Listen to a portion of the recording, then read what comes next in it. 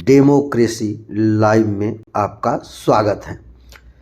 वर्तमान परिवेश में भारत की जो विद्वानों, बुद्धिजीवियों, साहित्यकारों और एक वर्ग जो देश की सामाजिक स्थितियों पर काफ़ी विचार विमर्श कर देश की आम जन को तरक्की पर के रास्ते पर लाने की बाबत अपने विचार समाज के सामने रखते आए हैं।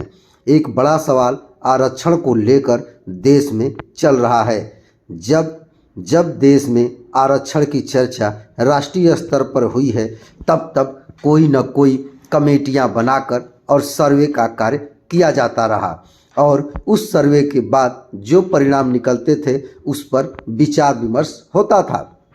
लेकिन इस ईडब्ल्यूएस आरक्षण 10% गरीब सवर्ण को देने के लिए सरकार ने पूरे देश में न ही कोई सर्वे कराया, न ही कोई जनगणना कराया और रॉकेट की भांति तेजी से संसद में पेश कर बिल को पास कर दिया गया।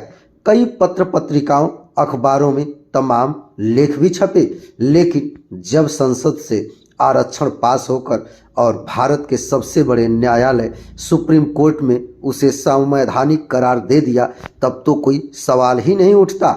एक समय का दौर मंडल कमीशन का भी याद होगा, जब पूरे देश में दंगे फैले हुए थे।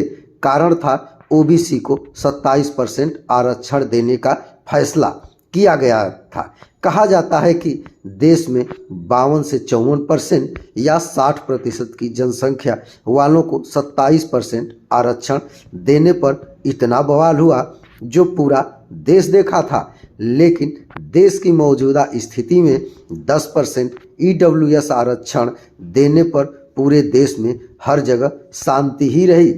लेकिन इस पर तमाम सवाल उठ रहे हैं। आज गाजीपुर जनपद में पिछड़ा वर्ग अधिवक्ता संघ के तत्वाधान में एक बैठक की गई, जिसमें ईडब्ल्यूएस पर काफ़ी चर्चाएं हुई। आइए सुनते हैं सिविल बार संघ गाजीपुर के वरिष्ठ अधिवक्ता रमानंद गौतम जी के विचार। ये जो 10% आरक्षण उच्च वर्ग को दिया गया है, उसी के संबंध में था कि जो बिल पास हुई और जिनको चुन करके भेजते हैं सदन में, उसमें केवल 3 लोगों ने विरोध किया और सारे के सारे समर्थन किए। मायावती रही हों चाहे अखिलेश रहे हों, सारे के सारे लोग 10% आरक्षण का समर्थन किए। अच्छा, इस समय देश में ईडब्ल्यूएस जो आरक्षण चल रहा है वो क्या है और कैसे है, और आम जन और पूरे देश की जनता के लिए यह कितना उपयोगी होगा, इस पर आपका क्या विचार है? 10% आरक्षण जो उच्च वर्ग को दिया गया है नौकरी और शिक्षा में, इसका कोई औचित्य नहीं है देने का।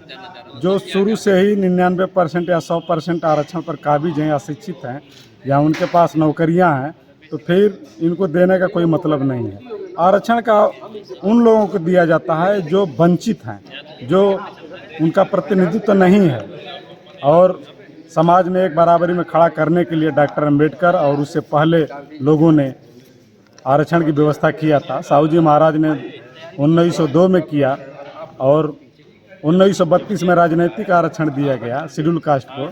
1942 में डॉक्टर अम्बेडकर जब मंत्री थे तो 8.5% आरक्षण नौकरियों में दिलवाया और 1946 में उन्होंने 12.5% आरक्षण दिलवाया। जब संविधान सभा में डॉक्टर अम्बेडकर गए और जब संविधान सभा बनाए तो उसमें उन्होंने दिया कि जिनका प्रतिनिधित्व नहीं है उनको नौकरियों में आरक्षण दिलवाया और राजनीतिक आरक्षण दिलवाया। यह जो 10% का आरक्षण है यह संवैधानिक तो है, लेकिन इसका औचित्य नहीं है देने का। यह एक तरह से समाज और देश के विरोध में है। दरअसल कई बार यह कहा जाता रहा है कि देश में 50% से अधिक आरक्षण नहीं दिया जा सकता, लेकिन फिर भी इस समय जब देखेंगे तो आरक्षण की सीमा 50% से ऊपर हो गई है। कई प्रदेश में 50% से अधिक आरक्षण है। 1994 में तमिलनाडु में पिछड़ा वर्ग का SC ST OBC को 69% आरक्षण दिया गया।